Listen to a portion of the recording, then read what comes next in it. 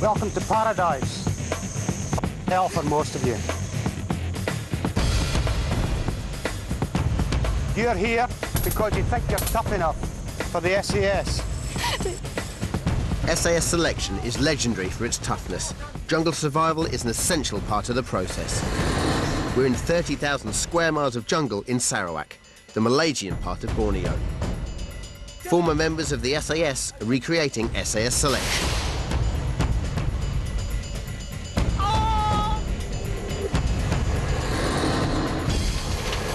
In the first 3 days, the physical and mental demands have taken their toll. I wasn't prepared to endanger my health.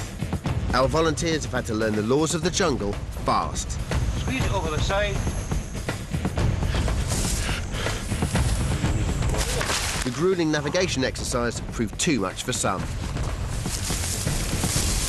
24 volunteers started, only 14 remain.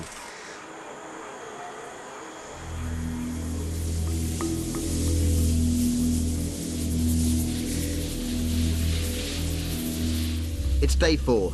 The remaining 14 volunteers are due to start their first exercise, but then there's a surprise. OK, there's just been some sort of development. The guys are off to do combat first aid, but before that happened, Peter Haig asked Eddie Stone for a private audience. He had a chat with him. No one knows what it's about, but Peter looks in good shape. He's mentally aware, doesn't look dehydrated. The heat hasn't had any effect on him. He's got a lot of jungle training. He was up in Thailand before now, so there's certainly nothing to do with his health. I guess we just watch this space. OK, you had a fairly tough day yesterday, doing the navigational exercise. But compared to real selection, a scale of 1 to 10, that was a -1.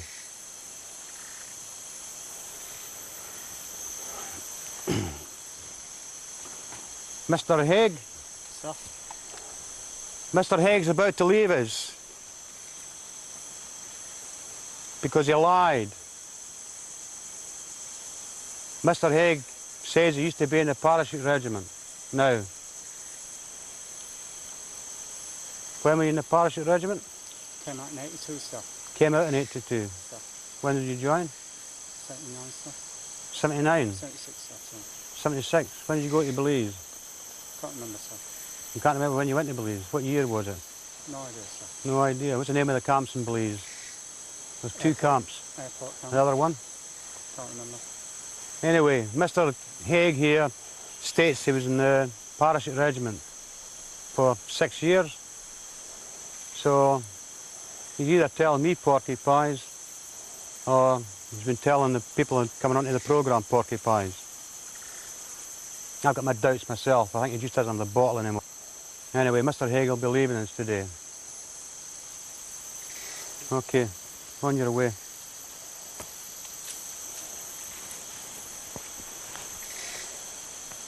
People like that are wasting my time, your time, and everybody's time.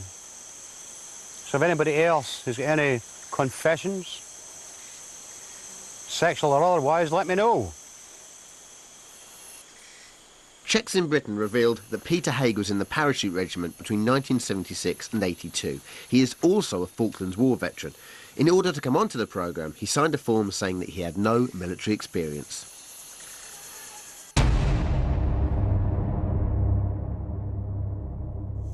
What you're about to do this afternoon is medical training. Being a soldier means you're going to come across people who have major traumatic injuries. Legs blown off, arms blown off, guts hanging out. That's what soldiering is about. And you've got to be able to treat these people and try and keep them alive. If you can't do it, then you're a waste of time for the regiment. Go. Don't have to run, take your time. The volunteers are separated into 3 patrols. A member of the directing staff will instruct each patrol. Patrol 1 are learning the first lesson in combat medicine, how to get a wounded patrol member to safety whilst under enemy fire. Bang! Buns is dead! Buns is down! Go down, Buns! Buns, go down! Lie down, Buns! Get him forward! He's wounded! Get him over! Ing, get him on your back, Ing! Pick him up! Eng, pick him up, Eng. Alexandru, get the rounds down. Get him over your shoulder. Pick up a weapon. Pick him up. Bring your weapon into your shoulder, Alexandru. Eng, get him picked up now. Put it down. Doug Inch has to quickly get the wounded Ian Burns away from enemy fire.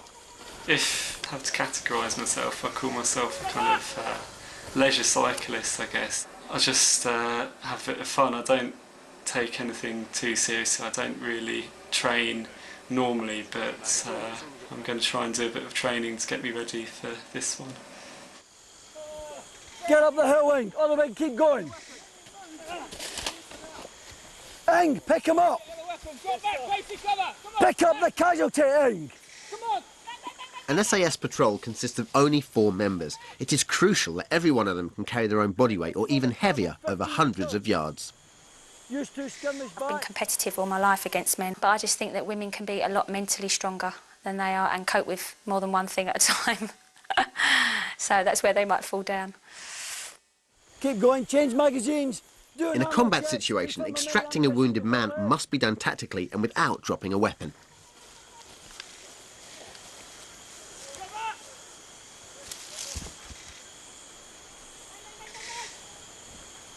Incoming! Take cover! Eng, get up! Pick up the casualty, Eng! The DS starts to push Doug hard. Cover! Just go thud, give him cover. Come on, let's get away! This is to test his mental strength and determination. It's a standard part of the SAS selection process, and all the volunteers will go through it. Give him a chance to take cover.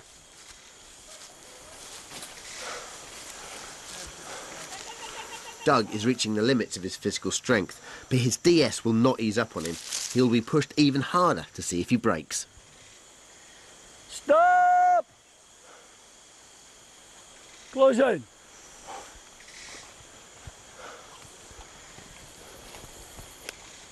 Right, listening to patrol. It's a standard military tactic of any defending military force to lay anti-personnel or anti-tank mines as part of their defensive perimeter.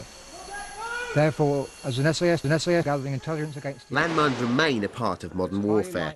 Patrol 2 are learning about the different types and how to deal with the injuries that they cause. Again, you will not find it until you actually step on it. There's an injured casualty over there! Go and treat him!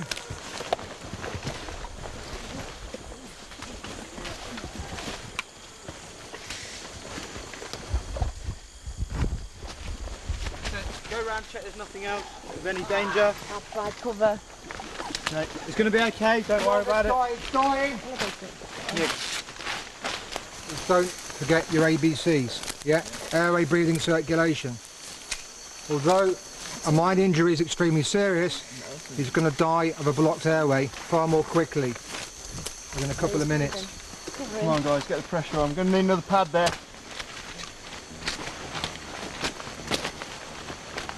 Okay, give him a hand. Think about getting this leg up further if you can.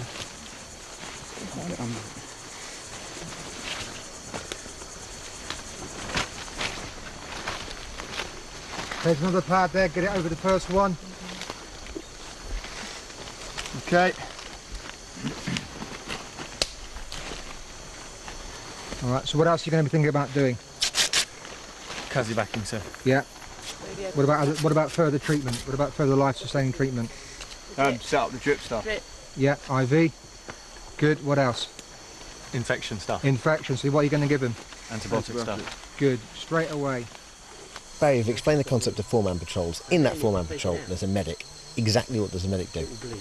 The medic is their lifeline, because as a patrol is normally behind the enemy lines or in difficult country, and there's no immediate medical help. The medic has to be able to sustain a person's life, either medically or surgically, for a given amount of time. It usually can be hours or days, depending on the injury or the illness, of course.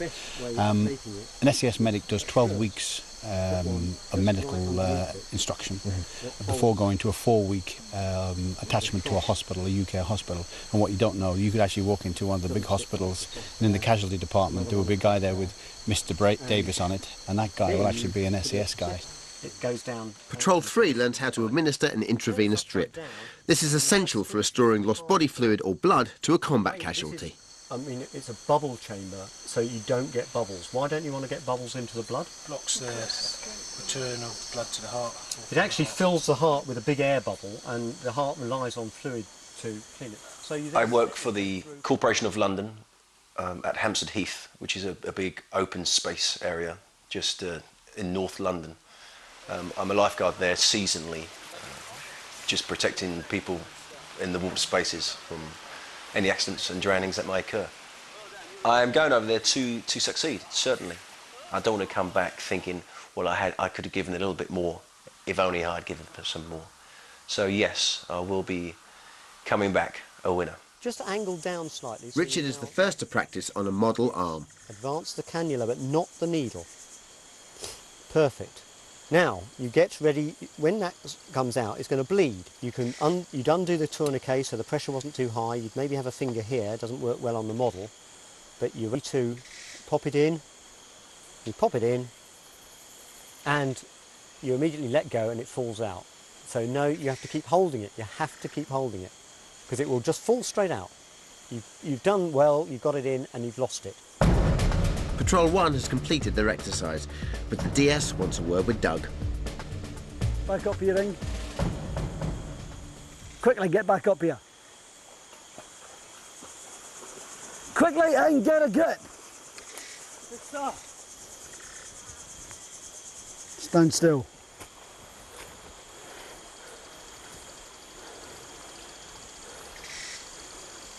Do you want to leave, Ing? No, sir. We'll get a grip of your attitude. Start listening to what we're teaching you. Don't be clever. Yeah? Are you sure you don't want to leave? Yes, staff, entirely, staff. You've got that look of jacking in your face. You've got that look about you, Ing, that you want to give up. I don't know why, sir. I want to carry on, staff. You want to carry on, but how do you know you're good enough to carry on? I don't, staff. So what? I think I am, staff. Yeah, well, you're not impressing me so far, are you? No, staff. You're not thinking straight? No, staff. You're not listening to the team? I'm trying to, staff. You're not, you're just spacing on everybody. You're looking around you, watching what everybody's doing. You're not actually thinking as an individual. And if you don't think, Ing, you can't be any use to the troop, or the squadron, or the regiment. Can you be? No, staff. Get away. Start sparking. Double away, quickly. It's the end of day 4. The volunteers prepare for another night in the jungle. Members of the same patrol are together 24 hours a day and rely on each other's encouragement to get through the tough exercises. This naturally leads to some strong bonds being formed. Hello, Hello. this is my new partner. This is our cosy little basher. That I sleep with every night. I'm really sorry, Alex, but you know how it is. Hey Jay, we're getting friendly, but not that friendly. No, definitely not. No, definitely not. We're buddy. Yeah, we're looking after each other actually, because we've been together since the beginning. Just watching each other's backs. Got another hard day tomorrow, and just don't I look lovely? Keeping each other's spirits up, and I look like some Mexican bandit now. I With really my look like moustache. G.I. Jane.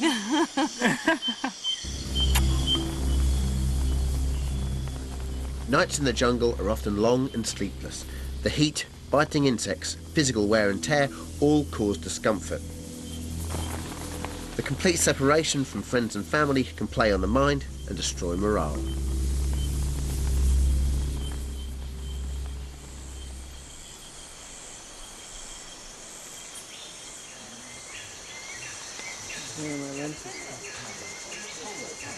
It's the morning of day 5. Although Tracy seemed happy the previous evening, during the night she decided to quit. Why? I just think my body's telling me I've had enough, and sanitary conditions. Obviously your baby boy as well is 8, isn't he? Yeah. Yeah. Oh, I've just been missing him so much, especially last night because I wasn't feeling very well. I was just awake a lot, and I was looking at the clock thinking, oh, my husband's taking him to football now, and oh, you know, they'd be having something to eat now, and it was just, I think that sort of turned me. I've got a family to think about, and you know, first and foremost, I'm a mother, you know. and that's been my hardest challenge in life. Harder than this. I bet. Mothers, are you tough enough? Yeah. I'm not. No.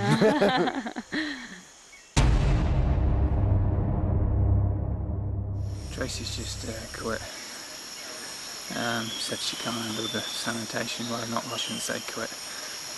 She's done brilliant up to now, and just going to miss her. I'm crying, I tell you. I miss her. She's been a good buddy, very good system now, and original patrol's down to one person, so it's tough. This is hard, this place. I mean, you get used to it slowly, but it takes time.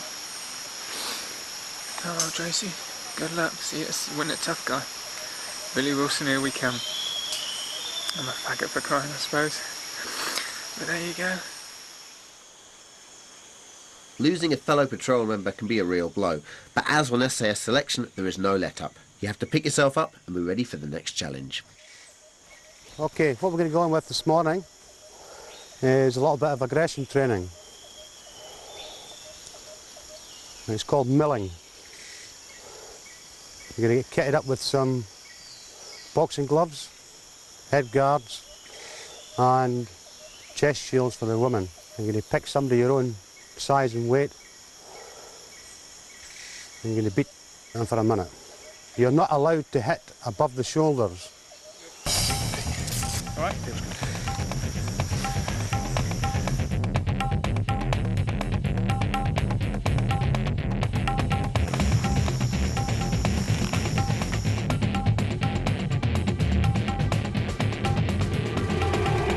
Okay, touch gloves.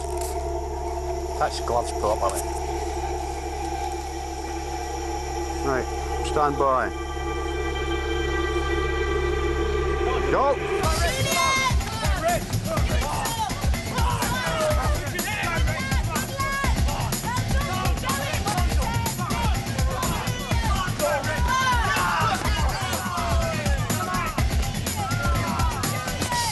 Okay, stop, stop! Stop, stop, stop, stop, stop. That'll do. Fine, back in. These people are civilians, and we need to put some aggression into them. And one of the ways you can actually get or assess aggression in a person is to do milling. It's a tried and tested method.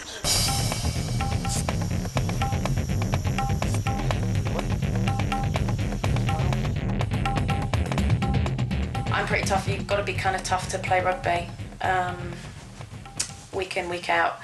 I've had quite a few injuries and come back from those and take a lot of knocks and stuff. I think I'm quite tough. We'll soon find out though. We're up there with the men because we're doing exactly the same thing, and we are as strong as men sometimes in quite a lot of situations. And I think, as proven by the trial weekend, some of us are a lot better than some of the men. Go!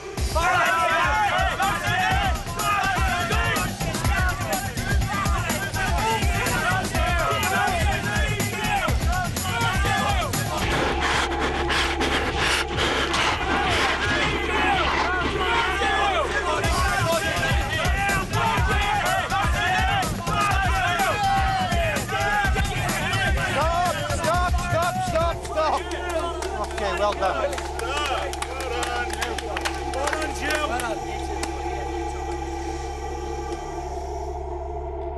I'm not really somebody who loses their temper very much. I'm much more of a conciliator, so tend to look for solutions out of things rather than kind of blowing my top. So, which is sometimes good, sometimes not so good, because it means that you kind of, you can think about the issues more rather than maybe just getting out of your system. Come on then, Tim. Right. Mentally, I'm spending a lot of time thinking about it, because I think the physical bit's not going to be the problem. I think it is going to be the mental toughness. But yeah, I think I've got it pretty sorted in my head. Briefties again, no punching above the shoulder. Go! Left it.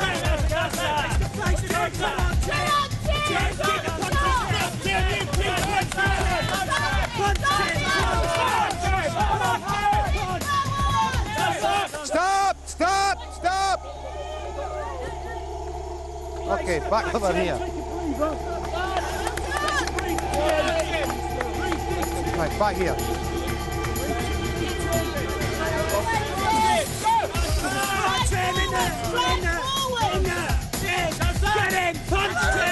Stop! Stop! Stop! 10, 3 deep again. 3 deep, 10. Right, last 10 seconds.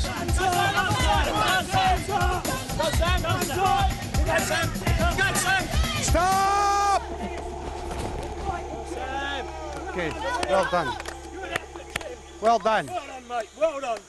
And how are they? I thought they were quite good actually. Yeah, a lot of aggression in there, as you can see, the speed and everything else. Very tiring, even just for 1 minute. It's really wears you down. How do we find it, boys? Yeah, it's knackering, isn't it? It's you just kind of different.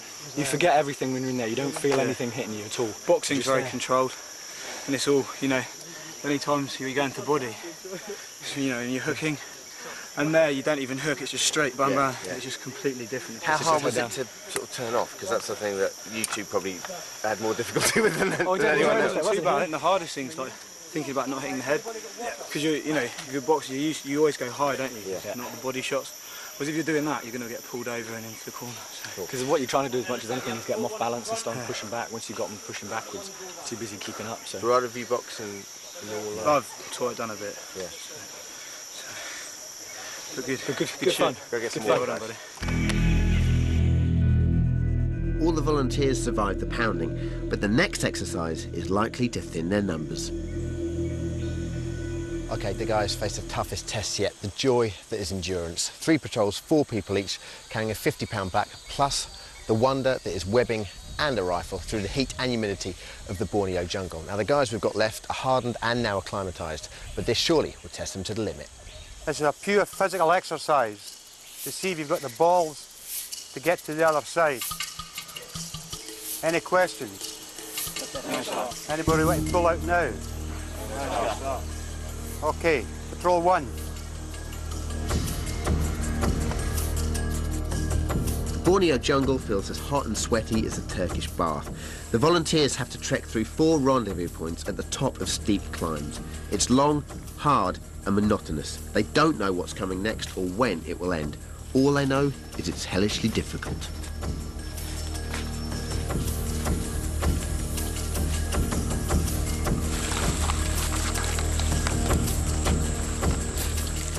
It's bloody hard. Bearing in mind I'm half the size of these guys. My legs are probably stronger on the flat. I hope. We're bloody up today, we picked a good one.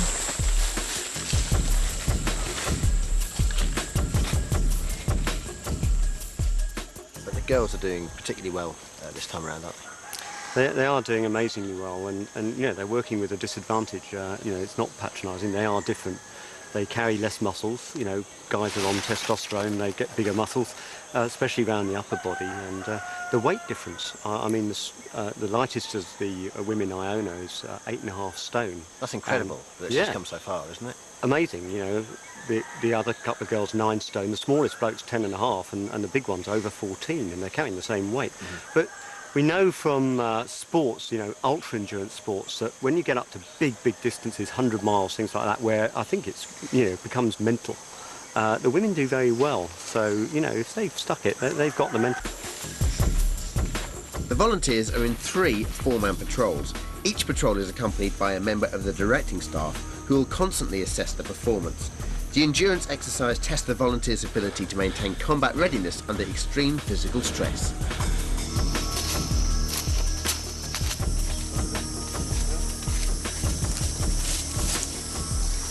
Okay, kneel down now.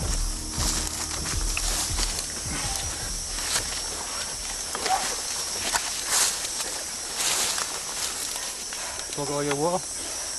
Drunk a bottle, Star. Okay. Any problems? Not so far, Star. No, Star. Okay, fine. Up you get. Sit off again. Follow me, your E-bar. Keep going. A little bit quicker. How are we feeling? It's hard, very hard. Well, I just came up that hill. I know exactly where you're coming from and I haven't got this.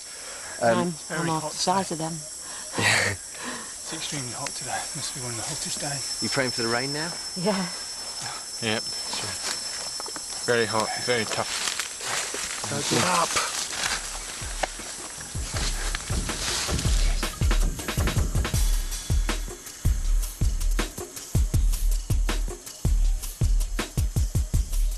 You gotta have total admiration for her. I mean, Jill, like she says, half the size of the rest of them. I mean, she's a muscly girl, but there's something else.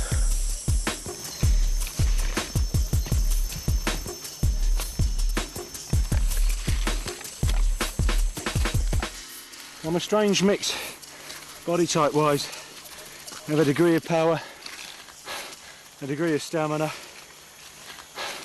I don't excel in either one of them, which is why, fingers crossed, I hope this sort of event, if I can call it that, is going to work out well for me.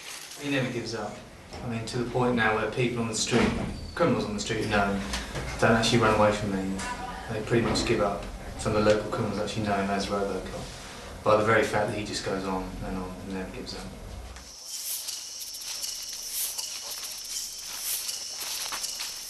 After a few hours trekking in the midday heat, Patrol 2 has passed RV2. They now go down a track to a river. The descent is so steep, the directing staff have allowed them to tie their weapons to the Bergens and use poles.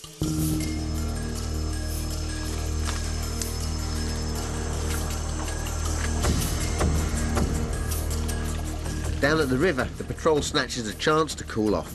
The intense jungle heat can quickly lead to heat exhaustion.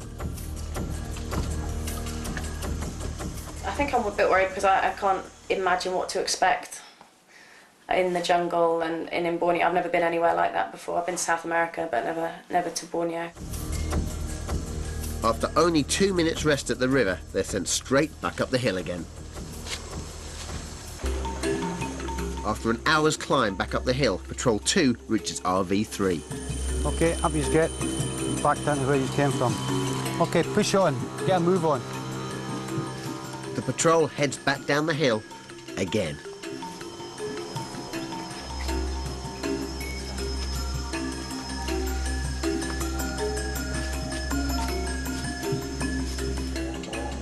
The SAS selection process is designed to test how people react to different types of stress. Sending volunteers up and down the same hill is a classic way of seeing if someone will crack. Such a pointless exercise. I hate going up and down places once, well, you know, more than once. You've got to have a level of fitness out here. No question about it. I mean, a lot of it's the mental state. I mean, you can be a super fit person here, and when you've been told to go down a third or fourth time, it doesn't matter how fit you are. If you haven't got upstairs, it's not going to make any difference.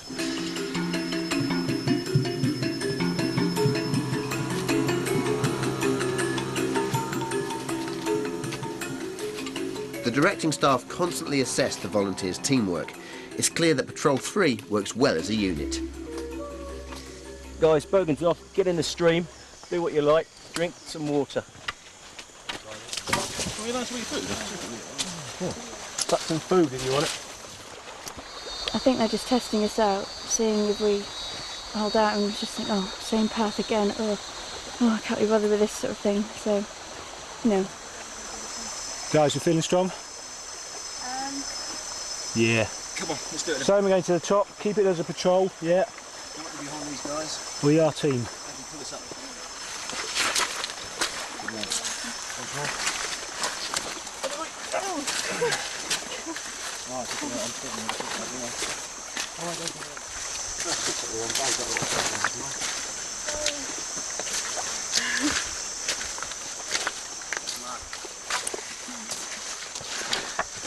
Smile and the whole world smiles with you.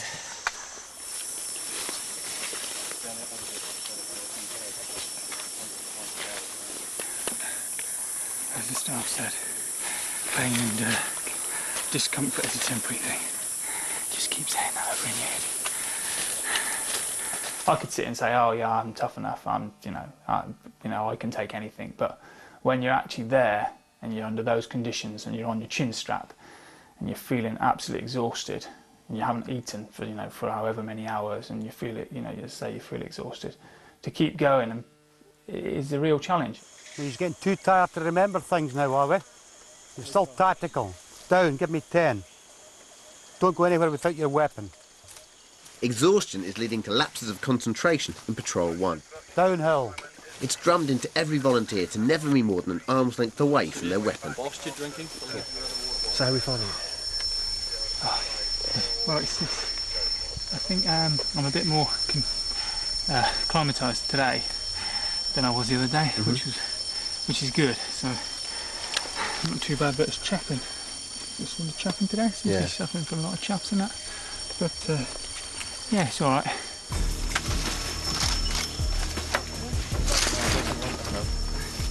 I've got to get it coming right over the weight belt. So.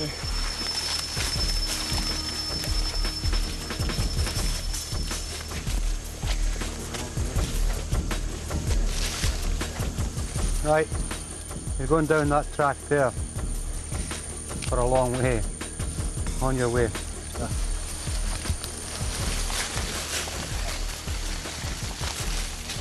That's the last time we're going to see our guys today. Tonight, after a gruelling trek through the jungle, they'll have to go without hot food and their relatively comfortable bashers. Instead, they'll have a night on the jungle floor with a host and a variety of species of, let's say, ants, and in classic jungle style, snakes.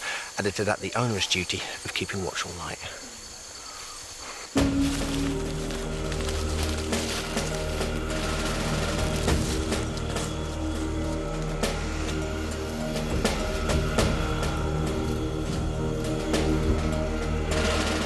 The volunteers don't know they will be spending the night deep in the jungle.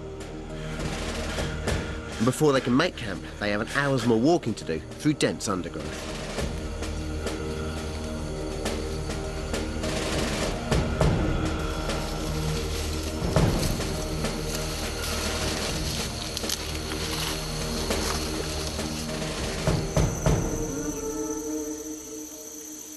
Be interesting to see how much further we go. We've got absolutely no idea. The sun's just about to go down behind the hill, so we've probably got what, an hour of daylight left. So we're going to walk all night. Don't know. So we'll see. Patrol 3 has been on the move for 7 hours. As the light fades, the DS briefs them on the next phase of the exercise. We are now moving into the tactical phase of endurance, and we're about to go into hard routine. I'll explain to you what's going to happen. From now, you're not allowed to cook or put a torchlight on until I tell you. You have to 6 o'clock to get a meal down your necks, replumb and re-sterilise your water. If you need a or a that happens here now. When you go into your LUP, your laying up position tonight, you will not move from that position. You will not and you will not in that position. Alright? This is standard SAS tactics. If we had a radio now, we'd actually be sending our radio sched for the evening, giving our location before we move in. It's obvious how tough the people in the SAS have to be, but what's the reason why we're doing hard routine? Imagine in 1966 when we were patrolling over the border, if that was the Indonesian border, we're in Indonesia now. They had patrols just like we had on their side.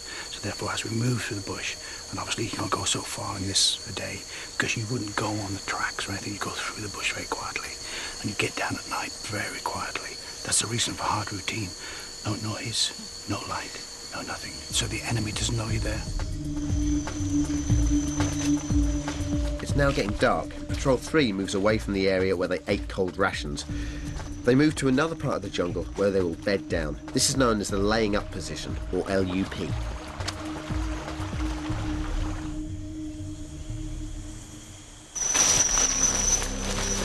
Before they bed down, the DS instructs the patrol to form an all-round defence. They will remain in these positions until it is completely dark. This is a standard SAS tactic that ensures the patrol's overnight position is defended and secure. Through the night, they will take it in turns to keep sentry duty. The DS positions all the patrol members so that at all times they are within physical reach of each other. This ensures that if they are attacked, they have instant communication and clear lines of fire. After an exhausting day's trek in the jungle, the challenge now is to remain constantly alert, as the enemy could attack at any time.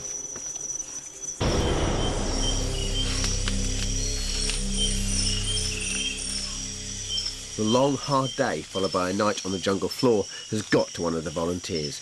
His DS comes over to speak to him. Are you withdrawing? Yes. Okay, then when you get up tomorrow, make sure everything's around, everything's packed up. Yes, sir.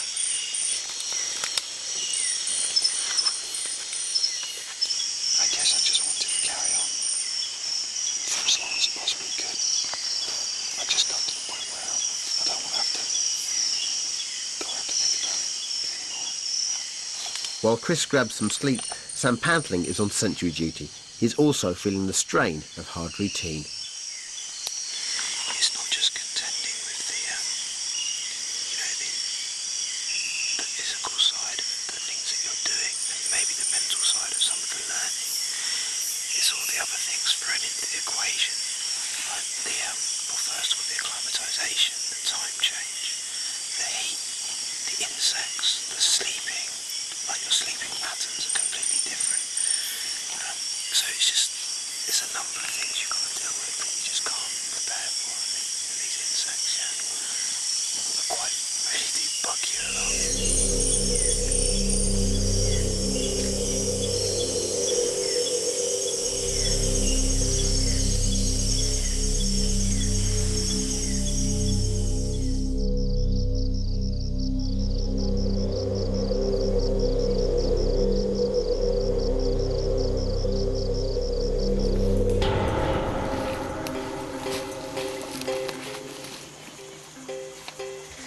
Okay, we're still on hard routine.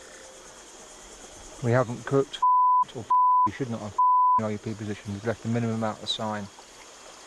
We've now moved on away from the LUP site, and it's safe for us now to go into breakfast. The hard routine, this is also where you also send your radio scale in the morning. In pairs, one of you will remain on sentry, the other person will get out their food and eat it. Quite a long night though, definitely. It was really quite cold. No, I didn't. She didn't sleep at all. And quite mosquito-y there. And just one ground sheet, that's it. I'm just glad it didn't.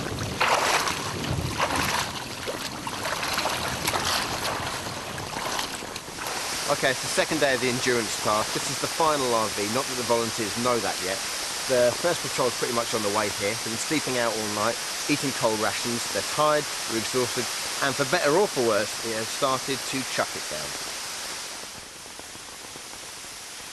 Patrol 1 arrives at the final RV, where they all face questioning from Eddie Stone about their performance. Come up in a line. Confessions? Yes, Staff. I have a confession to make. What? I'm afraid I nodded off on sentry duty. You nodded off on sentry duty? Yes, Staff. Just briefly, but... And what does that do to the rest of your patrol? Puts them all in danger, Staff. Yep. Anybody else got any confessions? I got the patrol lost, Staff. You got the patrol lost? I got myself lost, Staff. Got yourself lost? What, were you wandering off by yourself or what? I failed to keep proper communication with patrol staff. Anybody else? See that waterfall? Run over there and jump into it. Why are you jumping into the water? I made a mistake and got lost, Staff.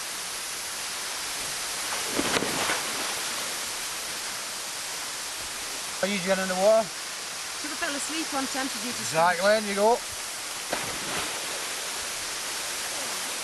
Right, out you get. Down, 20 push-ups.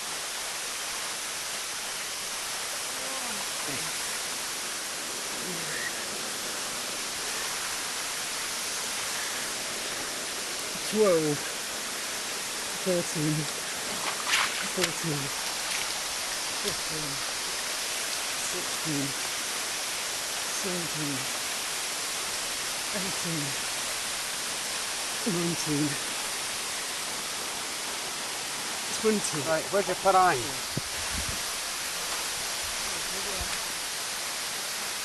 fell off in the water star. Right, walk in and find it. Just stand there a minute. Doug has lost his parang, which is a type of machete. It's a vital piece of jungle kit, and he won't be going anywhere until he finds it.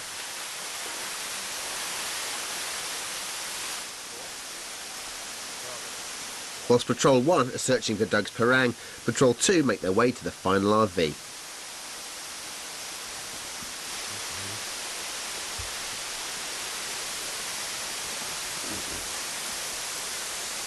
Put your bagging down there beside them. Okay, I believe you want to quit. Why is that? I just want to pull off stuff. You pull off? Why? I am tired, bodily and in my mind as well, sir, and I'm not happy. Okay. Pulling out? Yeah, why so? I've just struggled, really. Struggled in my mind, struggled in my body. Yesterday I found really hard going. Kept sort of saying to myself, get to the next RV, get to the next RV. If he says this, you're going back down, you're coming back up, just, you know, whatever. And when we finally, it kind of just kept ticking along and you got carried along with it all. We got to the place we were staying at last night, and it was out in the middle of nowhere, so that was a case of just that was when the white flag came up. Sitting tight and staying still. There was no pulling out at that point, but decided I was going to pull out at the next opportunity today.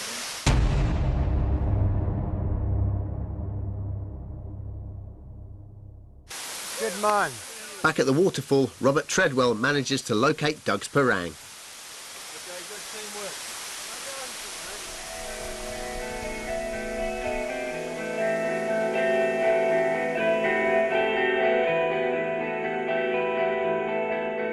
The volunteers head back to base camp. There are now just 11 left. The toughness of SAS jungle selection has meant that more than half the original 24 have either quit or withdrawn due to injury.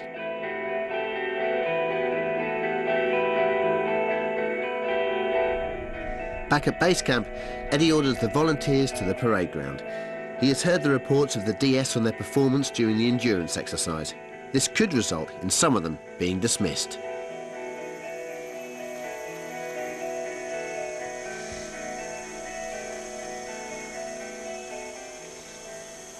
Right, dismissals.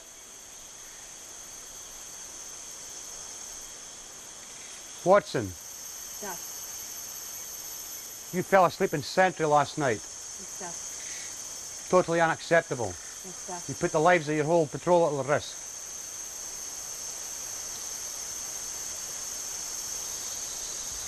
Inge. Inge. You wandered off by yourself when you were in patrol. You happened to lose the rest of your patrol. How you do that is an amazing feat to me, because you're meant to be watching the guy in front of you in case he's giving you hand signals. You're meant to be covering him. Watson, Inge, you stay in the course for the moment. There's a black mark against each of your names. Next time you up, you'll be on the boat down the river. We've been here 6 days now. You're in absolute shambles. Still can't organise your gear. Can't organise yourselves, can't even dress yourselves. And you think you're tough enough for the SAS. The SAS is not only about toughness, it's about discipline, self-discipline. It's about organisation, organising yourself, making sure you're ready to go and do the job at any time, any place. At the present time, I wouldn't have any in my Boy Scouts brigade. It's the end of the day. The volunteers are desperate to sleep, as they're awake most of the night on sentry duty. But before they climb into their pole beds, they must maintain a defensive perimeter around the Basher area and wait for total darkness. This is known as Stand 2. It's a basic SAS procedure. dawn and dusk are the most likely times for an enemy attack.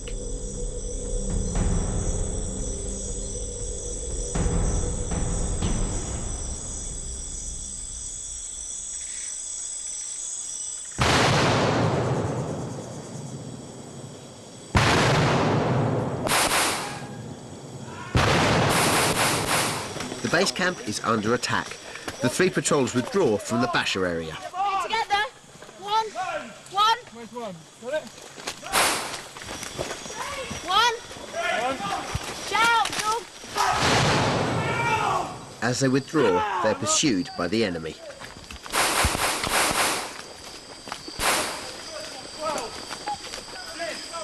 When attacked, an SAS patrol withdraws to a pre-arranged emergency RV point.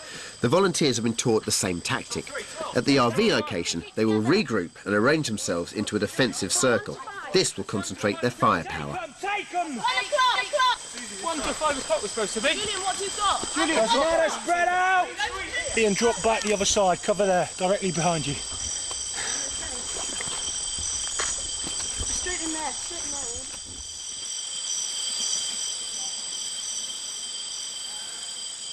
In the pitch black, the attack ceases.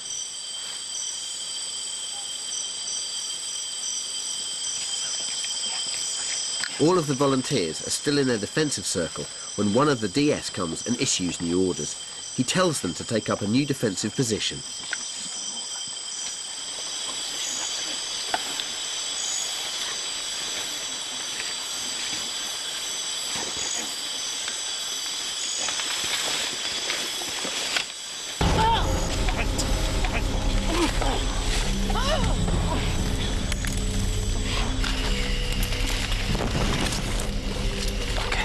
The enemy captures them. It's a sudden and brutal event which is designed to simulate the shock of falling into enemy hands. Stay down.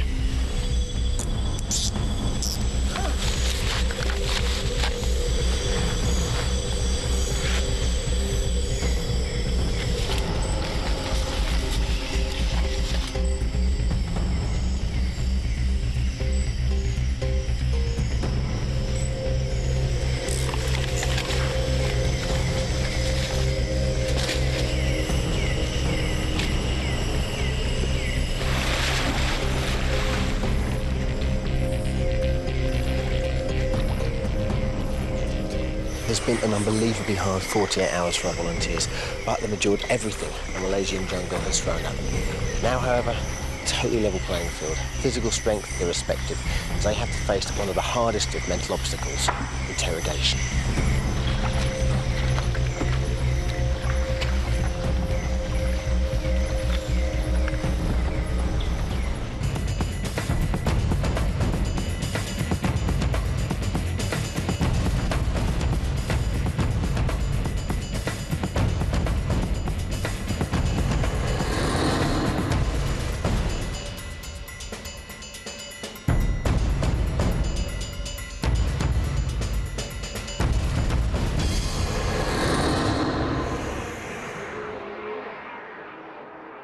In order to come onto the programme, he signed a form saying that he had no military experience.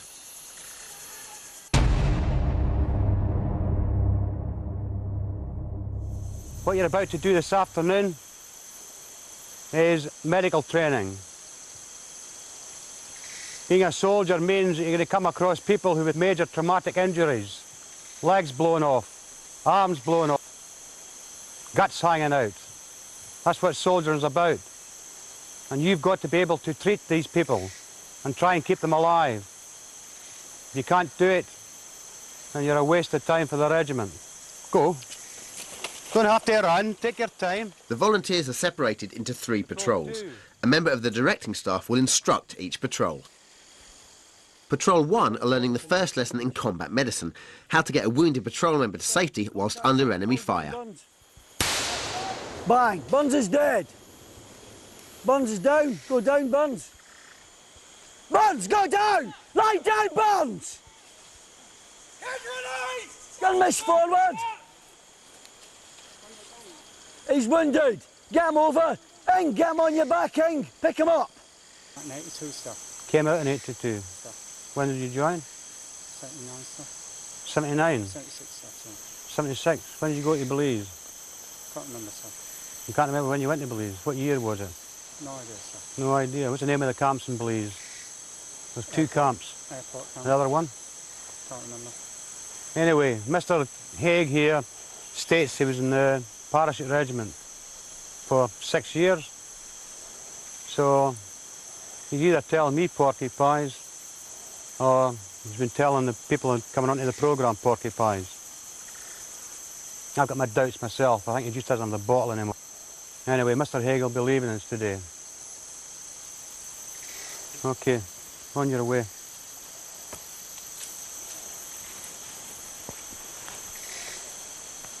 People like that are wasting my time, your time, and everybody's time. So if anybody else has got any confessions, sexual or otherwise, let me know. Checks in Britain revealed that Peter Haig was in the parachute regiment between 1976 and 82. He is also a Falklands War veteran. In order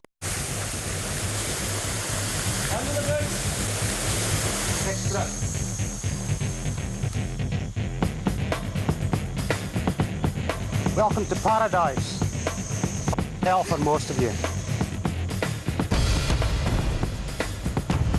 You're here because you think you're tough enough for the SAS. SAS selection is legendary for its toughness. Jungle survival is an essential part of the process. We're in 30,000 square miles of jungle in Sarawak, the Malaysian part of Borneo.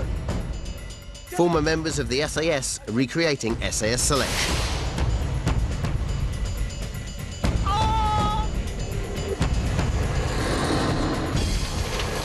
In the first 3 days, the physical and mental demands have taken their toll. I wasn't prepared to endanger my health.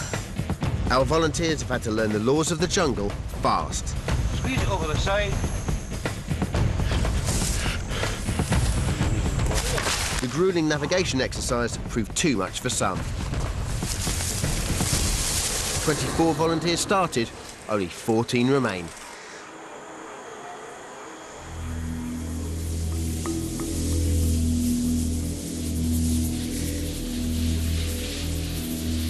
It's day 4.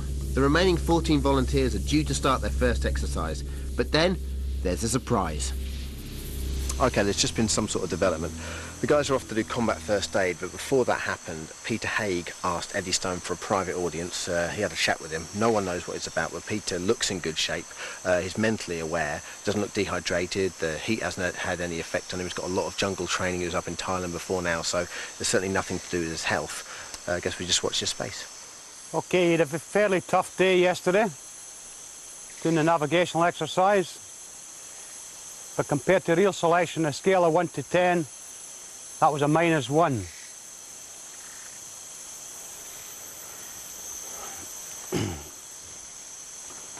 Mr. Haig? Sir? Mr. Haig's about to leave us because he lied. Mr. Haig says he used to be in the parachute regiment. Now, when were you in the parachute regiment? Eng, pick him up, Eng! Alexandru, get the rounds down! Get him over your shoulder. Pick up a weapon. Pick him up. Bring your weapon into your shoulder, Alexandru. Eng, get him picked up now! Put it down. Doug Inch has to quickly get the wounded Ian Burns away from enemy fire. If I have to categorise myself, I call myself a kind of leisure cyclist, I guess. I just have a bit of fun. I don't take anything too seriously. I don't really train normally, but I'm going to try and do a bit of training to get me ready for this one. Get up the hill, Eng. Other way, keep going. Eng, pick him up. Pick up the casualty, Eng. An SAS patrol consists of only 4 members. It is crucial that every one of them can carry their own body weight, or even heavier, over hundreds of yards. I've been competitive all my life against men, but I just think that women can be a lot mentally stronger than they are and cope with more than one thing at a time. So that's where they might fall down. Keep going, change magazines.